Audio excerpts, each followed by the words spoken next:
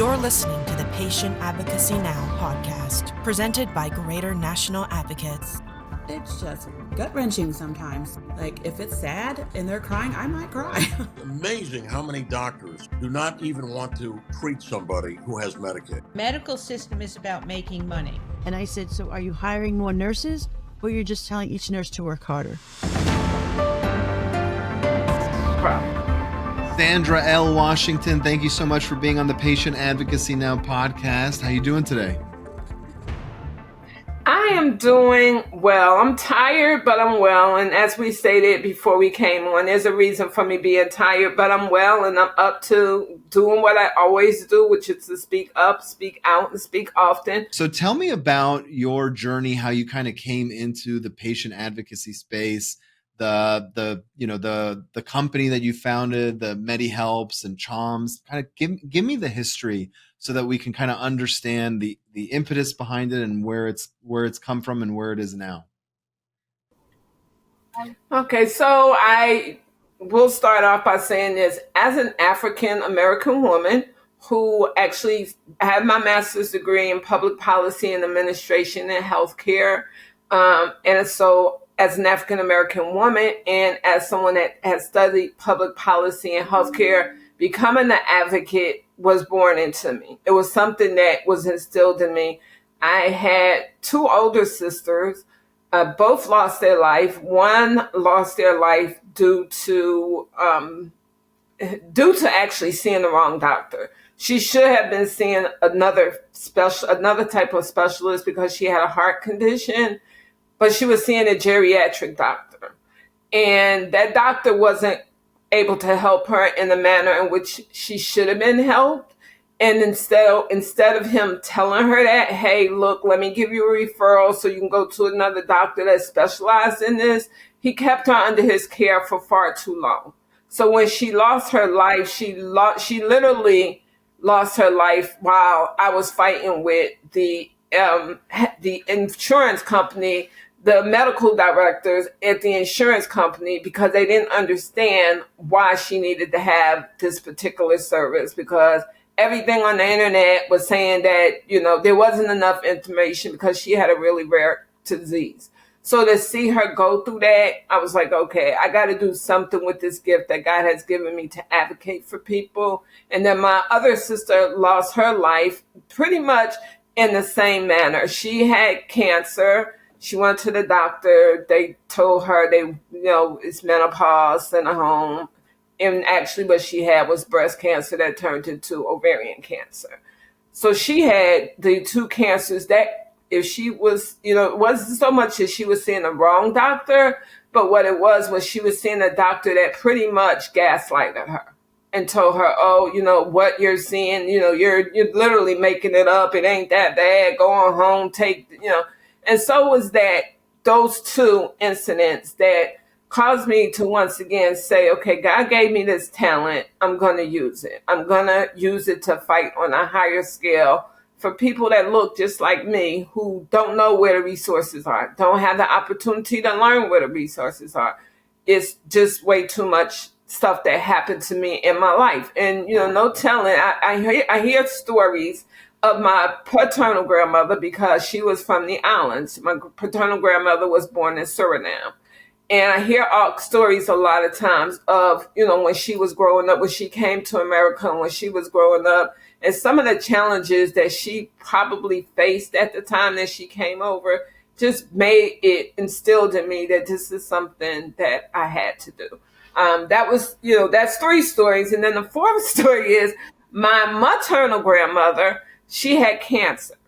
Now, until recently, and it's not even until recently, because it's been like this for quite some time, cancer at one point in time was looked at just as bad as a sexually transmitted disease.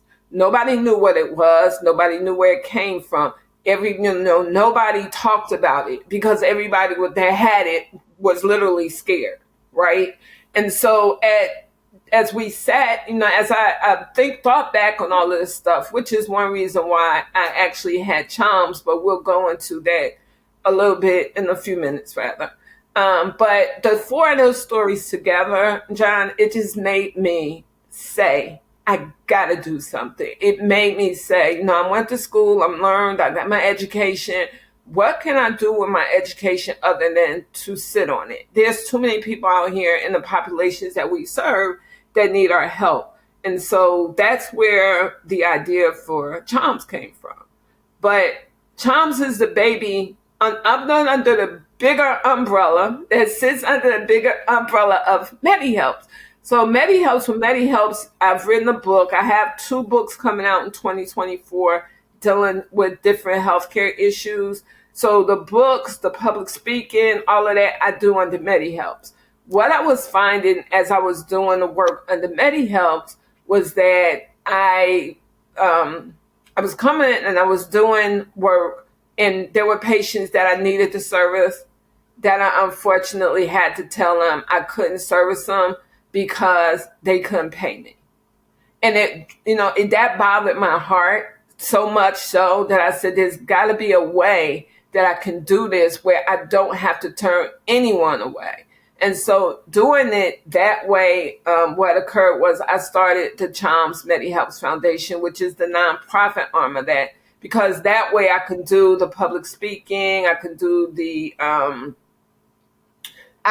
public speaking, I can do the help, to go out into the neighborhoods and have these community conversations, let people know what resources are available to them. So that's how Medi-Helpz got started, and that's what CHL.M.S is, as the baby umbrella, the nonprofit side of the CHL.M.S. And CHL.M.S, for people who are listening, it's an acronym. It's CHLMS. Right. And so the C for CHL.M.S the name is Christopher. That was my maternal grandmother. Henrietta is the H. The M is for Mary, which is my mother-in-law who lost her life just recently. The L, my grandmothers, both of them, one was Christopher Louise, the other one was Henrietta Louise, and I'm Sandra Louise. And then that S is for Sandra. So I use that name and I use those names because I wanted to stand for something. Like my passion-driven work had to lead me and guide me. And that's what I use that name for, as a guide, to lead me. When I think that I'm doing something that, won't be beneficial, I hear those voices and I look to them to actually guide me. When I'm doing something and they're like, okay, yeah, this is what, keep doing it. I hear those voices of encouragement and I get those voices from them. Great. What, well, first of all, when was it established? How long have you been doing this? Medi-Helpz I've been doing for about 15, 20 years, right? I stopped it because my son at the time was still in school and I wanted to be, I stopped it because I wanted to be a mother and I had to make a choice, either be a mother or be a business person. Could I have done both? Yes, I could have, but I didn't think that I would be able to do it at the level that I wanted to do it. Like I was the mother. Well, me and my husband both were the parents that when my son wanted to do something, when our son wanted to do something, we didn't just take and drop him off and say, hey, we'll be back. We stayed and we had him, we enjoyed him knowing that at some point in time he will become 18 or 16 and he want to live his own life. And then at that point in time, that's actually when I picked it back up. I went back to school and, I was doing a whole bunch of things that had stopped when he got to the age where I was actually now able to say, okay, let me go ahead and do what it is that I've always wanted to do. So, yeah, it's been around. CHL.M.S Medi-Helpz, the nonprofit side of us, we started in 2022. And so we've been, we just made a year. For nonprofit land, that's very successful already.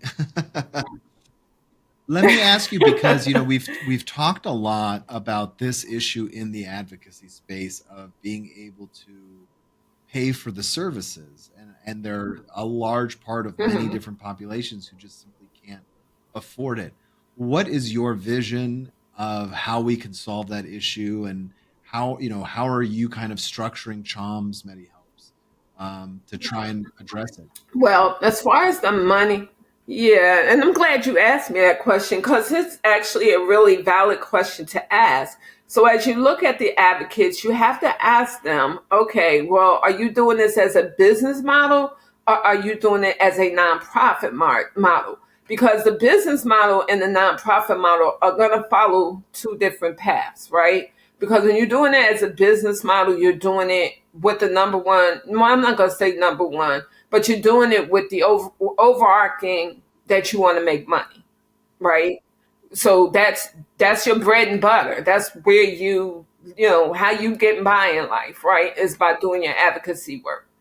For the nonprofit people, such as myself, well, first of all, what I did was I waited until I actually was pretty close to retirement age before I fully picked it up. And as I get closer and closer, I'm doing it more and more because I want to leave a legacy. And not only that, what I also want to do with the nonprofit foundation is I want to actually be able to really give back. So I'm doing it from my passion point. It's not that the ones that are doing it for business aren't, but it's just a different track. So I'm doing it from my passion point. I'm doing it from the fact that there are so many people out here that want to help, right? That if we don't say, here's how you can help me, then we won't get ahead, right? We can't shut them out and we can't say, well, that's too much, that's too hard work going after them and asking them for money, getting philanthropies and grants. No, that's way too much work. It is. I'm not going to lie to you. I've spent the past year learning. I've made a number of mistakes, a number of issues that I wish that didn't make, but I wouldn't have learned if I didn't make them, right? So as I grow, I'm learning. But in the nonprofit section of it, I'm doing it from a passion point. I'm not doing it from the money point. So I'm doing it and I'm looking and I'm saying, okay, well, there's all these people out here that want to help, right? Let me let them help. Let me give them an opportunity to help where they're helping and they're seeing that they're helping. So you got to show people, hey, you gave me this to do this. Here's what I'm doing with it. So you have to pretty much show them that. So when, as I get closer, once again, as I get closer to retirement age and I'm ready to retire, I don't want to be sitting back saying, hey, what do I do now? Do I go to Walmart and work part-time? Do I, you know what I'm saying? Do I travel? Because I could travel as a nonprofit advocate. Do I travel? Do I help other people? What exactly do I get from this for doing this? And my get from and doing it is the fact that I'm able to go out and reach more people, talk to more people in an open conversation without having to worry about, okay, how much are they going to pay me? The populations that we service are the vulnerable populations. So I already knew, okay, well, there's really not going to be a lot of money in this. So, we went into it knowing that we would actually have to fund some of this ourselves, especially as we were starting up, right? So as for a nonprofit, you can't go into it and not put your own money into it. So, we knew, and then when I say we, me and my husband knew we were going to have to pay for some of this ourselves while we were getting established. But the work needed to be done. The work needs to be done for the vulnerable communities because they're suffering. And they're suffering for a number of reasons. Well, once again, it comes from the gift that I have and being able to be that resource person, which has actually helped us tremendously. It's amazing. Do you see it being a possible model or solution at a larger scale, like on a national level or, statewide even level? I do. I reach out constantly actually this past year, I'm actually moving it a little bit, but this past year, every Wednesday, we did what you call Educational Wednesdays. And what Educational Wednesdays were, there was video series that we did with other nonprofits throughout the country who actually had they were little known, right? Nobody really knew about them. And unfortunately for the brown and black community, what happens a lot of times is that we don't hear it. We don't think it impacts us. So to bring it home, I'm, collaborating with those organizations that had these nonprofits, and we would do a video series every Wednesday, or at least we would try to do one every Wednesday, where we brought those up. So collaboration for us is key. I'm going to tell you right now, John, I'm not one that looks to compete with anybody. There are way too many people out here that are sick, that need help, they need assistance, they need resources. So I don't have them all, but there's other nonprofits that do, or there's other advocates that do have those resources. So I use that as a springboard. Hey, let's get together and make this grow, right? If it's not me growing and it's you growing, I'm fine. Because at the end of the day, what I want is a win-win solution for the patient. I don't want a win-win and then a year later they right back where they started from, because that's not helping anybody, right? These policies and procedures that are written to address the services that those in vulnerable communities have, it only works for a little while. And that's because then the limelight falls off. And once the limelight falls off, if no one's there fighting for them, it's not going to come back on until we get another pandemic or another epidemic or another something, then the limelight goes back on them. So as far as growing it regionally, statewide, citywide, the federal, I'm looking to do that. As far as even going into other countries, even though their systems are set up differently, they are still people there. Like humans are humans, right? No matter where you live at, right? Humans are humans. Diseases don't just stop in one community. Diseases keep going and they keep matriculating. They keep going.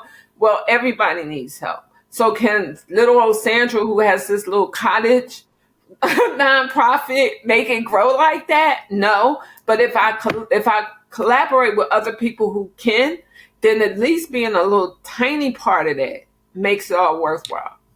What do you find is a bigger struggle in the more vulnerable communities that you service? Is it the education component? Is it the lack of resources? Is it a combination? Is there a stubbornness not to learn?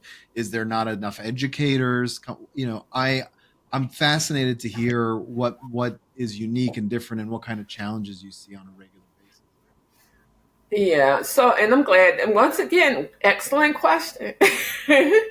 I am actually, one of the three missions of CHL.M.S Medi-Helpz is patient education, empowerment, and engagement, right? Patient education, because we cannot sell, like I can't go to someone that's maybe 50, right? And tell them, hey, you need to go to, what I'm going to give you a prime example. I'm going to start all over because I'm going to give you a prime example. Our organization, our foundation recently had a patient-centered conference. It was the first patient-centered conference that was ever held. The reason why I was so into having this patient-centered conference is because we go to conferences, at least I do. I go to conferences all the time. I sit on groups all the time. I'm in somebody's face, in somebody's boardroom, in somebody's something all the time trying to get this point across that, hey, vulnerable, under-resourced, underserved neighbor, communities need these resources, right? And I'm like, well, are we talking a language that we should be talking? Like, is there something that we're not getting that we should be getting where these vulnerable communities can learn from? And when they learn, they'll be actually able to do so much better because they'll have a resource information, whether it's a phone number, an email, newsletter, whatever. They'll have the information they need in which to grow. So let me do this. We held this conference, and my question was, what kind of doctor do you go to if you have asthma? Now, mind you, I had just, one of our panelists, Ms. Karen Curtis from the Care Partner Project, had just spoken about an incident, patient safety incident, and she had just mentioned the specialist. So I asked a question. I said, what kind of doctor do you go to for asthma? And I didn't get an answer. And I was like, okay, so they don't know. Like, what kind of doctor? Like, I'm looking for them. I wasn't looking for them to tell me the full word because I knew they wouldn't be able to tell me the full word of pulmonologist, but I thought that they would at least give me something with an IST. And they didn't say anything. So after the conference was over, I approached the young ladies and I asked them, I said, I was trying to give y'all a prize because I had people had given us in-kind donations. And what I was doing with the in-kind donations was asking questions. And whoever answered the question, that's who would get the prize. Right? Right. They didn't know the answer to it. No, they all said the lung doctor, this doctor, that doctor, but nobody said an IST, and that's the most important word that's one of the most important words that patients need to know. They need to know what is a specialist and what kind of specialist they should be going to. So I approached them afterwards and I asked them, I said, I was trying to give y'all a prize and y'all didn't even answer my question. They was like, Sandra, we didn't answer your question because we didn't know the answer. Like when we go to our doctor, they just treat us. They don't tell us that there's other doctors that we can go to that will be better able to service us. They just they just treat us and send us on our way, which reminded me of my sister when she was sick. She had a rare heart condition. She was going to a geriatric doctor. She should have been going to a cardiologist. And at some point in time during her early treatment, her geriatric doctor should have sent her to a cardiologist, should have told her, hey, I can't, I'm not trained to do this. Instead, he tried to treat her until no doctor would touch her because they already knew that what he did to her was going to cost her life, right? So okay, well, we can't keep telling these patients to do things and they don't know. Like they're not educated on what resources. They're not educated on the fact that there are special doctors that handle special disease states. They don't know any of that. So what us keep telling them, trying to tell them to do right without teaching them and giving them the education that they need to do right, where we at? I mean, what do we have? Like really, what do we have? So that education piece is extremely critical, that especially with the vulnerable communities, that we give them that education that they need so they can go and they can get the help that they need. Then there's the engagement piece. Guess what happens when a patient is educated? They become engaged.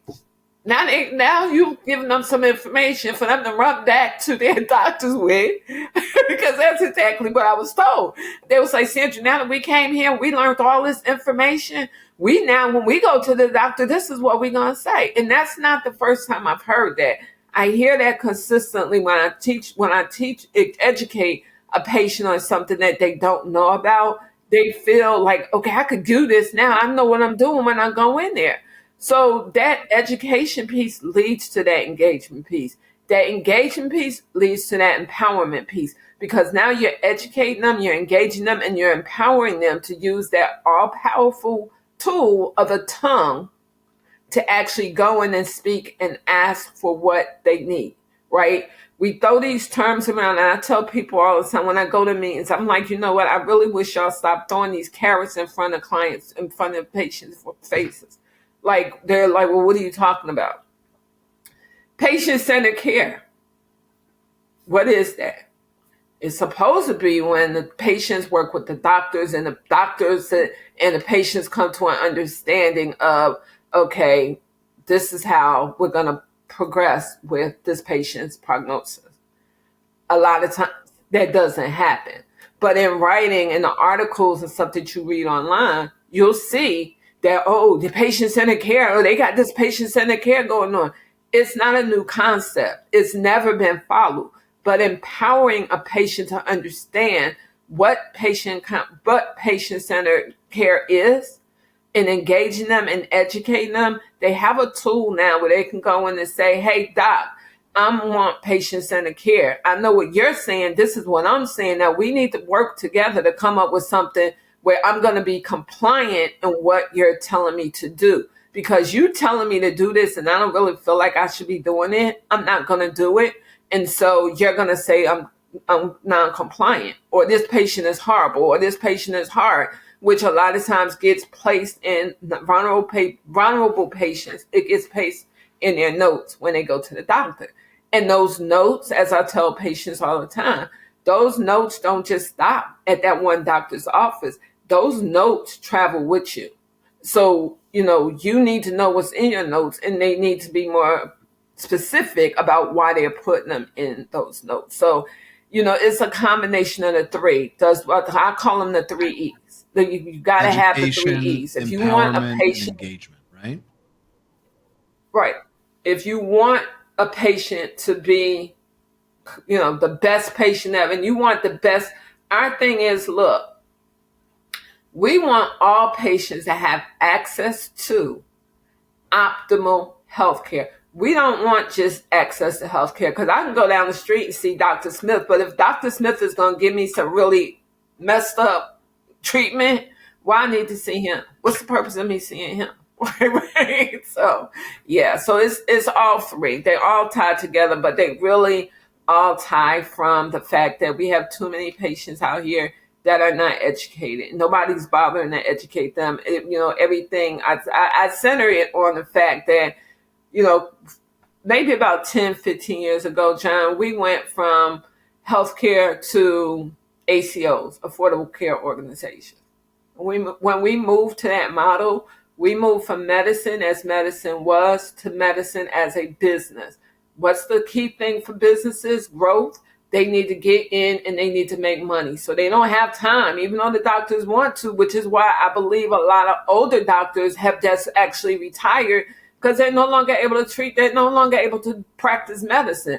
Now they're practicing business models. And what's happening is that with them practicing those business models, there's more patients, especially in the vulnerable communities, that are going without the care that they need. Makes a lot of sense. Tell me about your 2 books that are coming out. I have one book that I wrote. It came out in 2022. Not 2021 it came out. It's called The Personal Health Planner and Journal. It's actually a journal that's an infinity journal, meaning it has no date. So it doesn't say 2022 or 2021. It's a journal for patients to keep their information on, so they don't have to write their information down on sticky pads or sticky notes, throw them in their bag. They get to the doctor, they're not prepared. I wrote that book as a way of addressing what was going on when we were in the midst of the pandemic, because what I noticed was happening was that people were going to the doctor, right? And you were hearing a lot of times people were dying from COVID. It really wasn't COVID. It was underlying conditions, especially in our community, that didn't get addressed, right? They didn't even know it was in their family. So the journal is a place for both the personal history and the family history.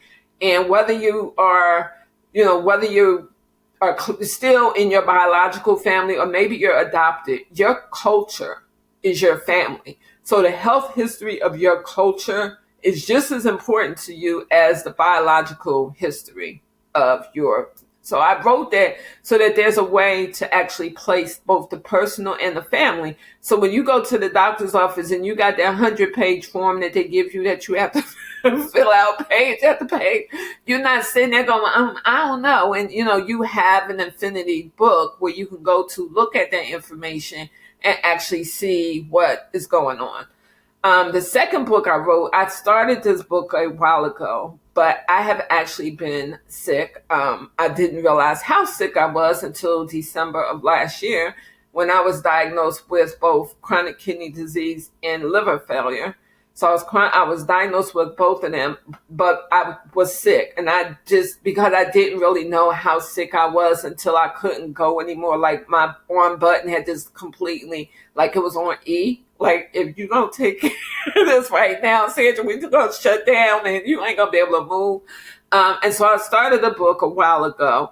And what this book is about how a patient advocate had to use her voice to actually fight through COVID, how, the different terminology that patients need to know when they go to the doctor, what I had to do, like literally taking you through my personal journey to show you what I had to do to teach you the terms that I knew, but that you probably don't know, but you should know, is once again an educational resource for you to pick up and say, hey, Okay, this is what this term means. Okay, now I know what this term means. Let me go ask the doctor about this term.